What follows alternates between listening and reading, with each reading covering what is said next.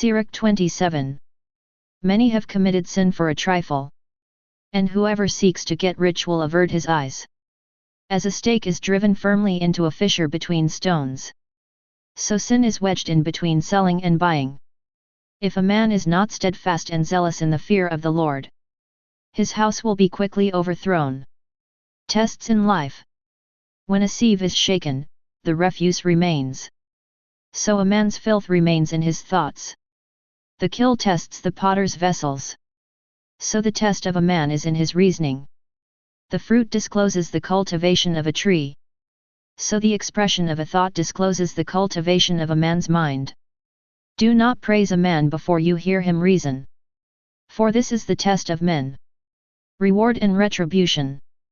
If you pursue justice, you will attain it, and wear it as a glorious robe. Birds flock with their kind. So truth returns to those who practice it. A lion lies in wait for prey. So does sin for the workers of iniquity. Varieties of speech. The talk of the godly man is always wise. But the fool changes like the moon.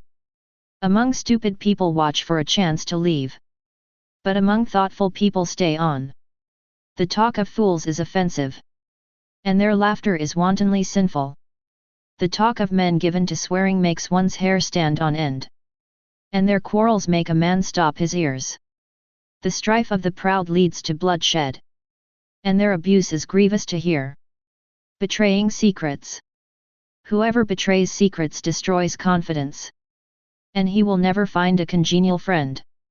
Love your friend and keep faith with him. But if you betray his secrets, do not run after him. For as a man destroys his enemy, so you have destroyed the friendship of your neighbor. And as you allow a bird to escape from your hand, so you have let your neighbor go, and will not catch him again. Do not go after him, for he is too far off, and has escaped like a gazelle from a snare. For a wound may be bandaged, and there is reconciliation after abuse. But whoever has betrayed secrets is without hope. Hypocrisy and retribution. Whoever winks his eye plans evil deeds, and no one can keep him from them. In your presence his mouth is all sweetness, and he admires your words. But later he will twist his speech, and with your own words he will give offense. I have hated many things, but none to be compared to him. Even the Lord will hate him. Whoever throws a stone straight up throws it on his own head. And a treacherous blow opens up wounds. He who digs a pit will fall into it. And he who sets a snare will be caught in it. If a man does evil, it will roll back upon him. And he will not know where it came from. Mockery and abuse issue from the proud man, but vengeance lies in wait for him like a lion. Those who rejoice in the fall of the godly will be caught in a snare. And pain will consume them before their death. Anger and vengeance. Anger and wrath, these also are abominations. And the sinful man will possess them. Sirach 28. He that takes vengeance will suffer vengeance from the Lord. And he will firmly establish his sins. Forgive your neighbor the wrong he has done. And then your sins will be pardoned when you pray. Does a man harbor anger against another, and yet seek for healing from the Lord? Does he have no mercy toward a man like himself, and yet pray for his own sins? If he himself, being flesh, maintains wrath, who will make expiation for his sins? Remember the end of your life, and cease from enmity. Remember destruction and death, and be true to the commandments. Remember the commandments, and do not be angry with your neighbor. Remember the covenant of the Most High, and overlook ignorance. Refrain from strife, and you will lessen sins. For a man given to anger will kindle strife, and a sinful man will disturb friends, and inject enmity among those who are at peace. In proportion to the fuel for the fire, so will be the burning. And in proportion to the obstinacy of strife will be the burning. In proportion to the strength of the man will be his anger. And in proportion to his wealth he will heighten his wrath. A hasty quarrel kindles fire. An urgent strife sheds blood. The evil tongue. If you blow on a spark, it will glow. If you spit on it, it will be put out. And both come out of your mouth. Curse the whisperer and deceiver. For he has destroyed many who were at peace. Slander has shaken many, and scattered them from nation to nation, and destroyed strong cities, and overturned the houses of great men. Slander has driven away courageous women, and deprived them of the fruit of their toil. Whoever pays heed to slander will not find rest, nor will he settle down in peace. The blow of a whip raises a welt, but a blow of the tongue crushes the bones. Many have fallen by the edge of the sword, but not so many as have fallen because of the tongue. Happy is the man who is protected from it, who has not been exposed to its anger, who has not borne its yoke, and has not been bound with its fetters. For its yoke is a yoke of iron, and its fetters are fetters of bronze. Its death is an evil death, and Hades is preferable to it. It will not be master over the godly, and they will not be burned in its flame. Those who forsake the Lord will fall into its power. It will burn among them and will not be put out.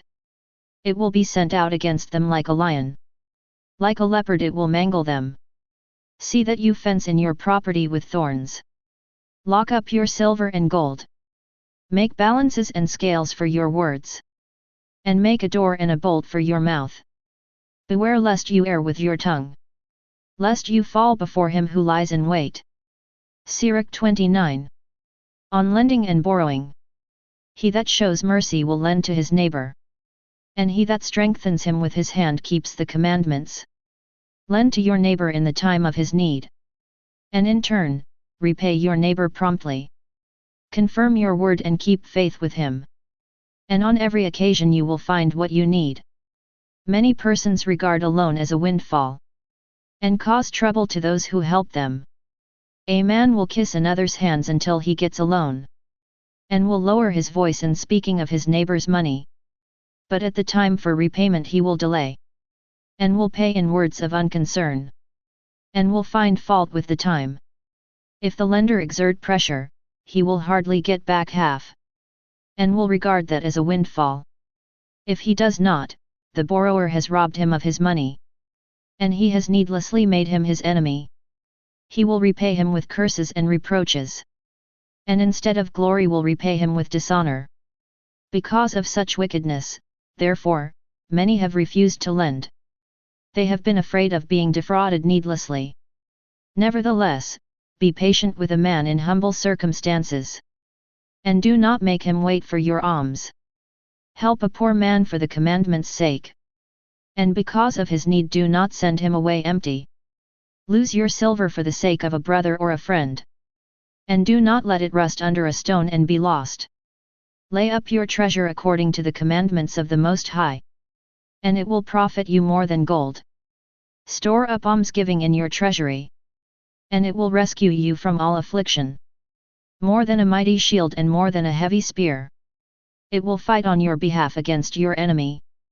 On guaranteeing debts, a good man will be surety for his neighbor, but a man who has lost his sense of shame will fail him. Do not forget all the kindness of your surety, for he has given his life for you. A sinner will overthrow the prosperity of his surety, and one who does not feel grateful will abandon his rescuer. Being surety has ruined many men who were prosperous, and has shaken them like a wave of the sea. It has driven men of power into exile, and they have wandered among foreign nations. The sinner who has fallen into suretyship, and pursues gain will fall into lawsuits. Assist your neighbor according to your ability, but take heed to yourself lest you fall. Home and hospitality. The essentials for life are water and bread, and clothing and a house to cover one's nakedness. Better is the life of a poor man under the shelter of his roof, than sumptuous food in another man's house. Be content with little or much. It is a miserable life to go from house to house, and where you are a stranger you may not open your mouth. You will play the host and provide drink without being thanked, and besides this you will hear bitter words. Come here, stranger, prepare the table, and if you have anything at hand, let me have it to eat. Give place, stranger, to an honored person. My brother has come to stay with me, I need my house. These things are hard to bear for a man who has feeling. Scolding about lodging and the reproach of the money-lender. Sirach 30. He who loves his son will whip him often, in order that he may rejoice at the way he turns out. He who disciplines his son will profit by him, and will boast of him among acquaintances. He who teaches his son will make his enemies envious, and will glory in him in the presence of friends. The father may die, and yet he is not dead, for he has left behind him one like himself. While alive he saw and rejoiced, and when he died he was not grieved. He has left behind him an avenger against his enemies, and one to repay the kindness of his friends. He who spoils his son will bind up his wounds, and his feelings will be troubled at every cry. A horse that is untamed turns out to be stubborn, and a son unrestrained turns out to be willful. Pamper a child, and he will frighten you. Play with him, and he will give you grief.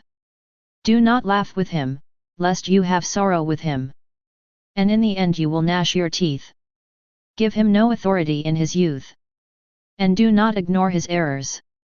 Bow down his neck in his youth, and beat his sides while he is young, lest he become stubborn and disobey you, and you have sorrow of soul from him. Discipline your son and take pains with him, that you may not be offended by his shamelessness.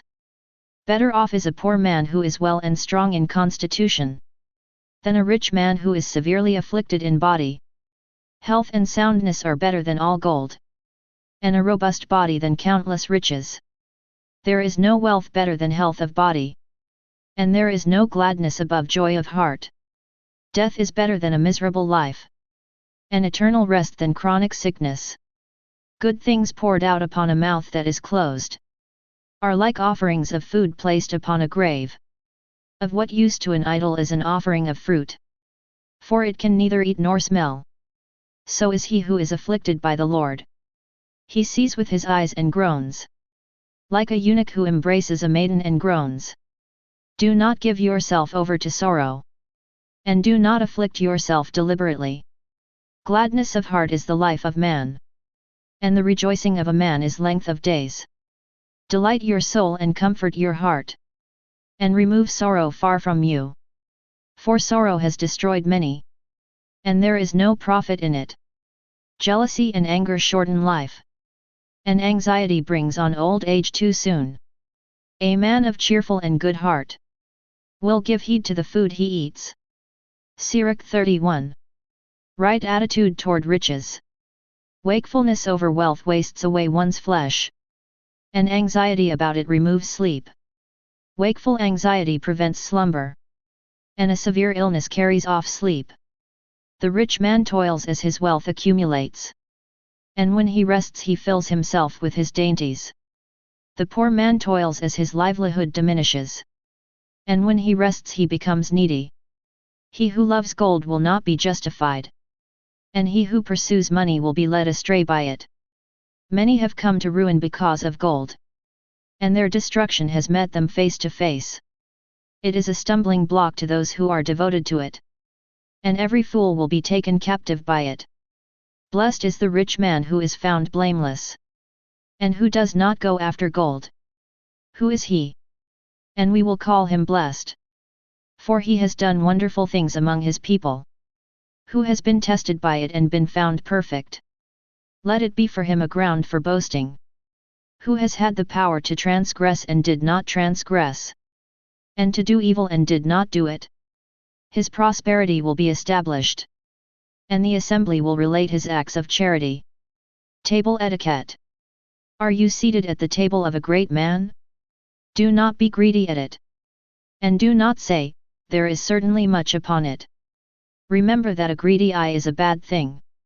What has been created more greedy than the eye? Therefore it sheds tears from every face. Do not reach out your hand for everything you see, and do not crowd your neighbor at the dish. Judge your neighbor's feelings by your own, and in every matter be thoughtful. Eat like a human being what is set before you, and do not chew greedily, lest you be hated. Be the first to stop eating, for the sake of good manners. And do not be insatiable, lest you give offense. If you are seated among many persons, do not reach out your hand before they do. How ample a little is for a well-disciplined man. He does not breathe heavily upon his bed. Healthy sleep depends on moderate eating. He rises early, and feels fit. The distress of sleeplessness and of nausea and colic are with the glutton. If you are overstuffed with food, get up in the middle of the meal, and you will have relief. Listen to me, my son, and do not disregard me. And in the end you will appreciate my words. In all your work be industrious, and no sickness will overtake you. Men will praise the one who is liberal with food, and their testimony to his excellence is trustworthy. The city will complain of the one who is niggardly with food, and their testimony to his niggardliness is accurate. Temperance in drinking wine. Do not aim to be valiant over wine, for wine has destroyed many. Fire and water prove the temper of steel. So wine tests hearts in the strife of the proud. Wine is like life to men, if you drink it in moderation. What is life to a man who is without wine? It has been created to make men glad. Wine drunk in season and temperately is rejoicing of heart and gladness of soul. Wine drunk to excess is bitterness of soul, with provocation and stumbling. Drunkenness increases the anger of a fool to his injury, reducing his strength and adding wounds. Do not reprove your neighbor at a banquet of wine, and do not despise him in his merrymaking. Speak no word of reproach to him, and do not afflict him by making demands of him.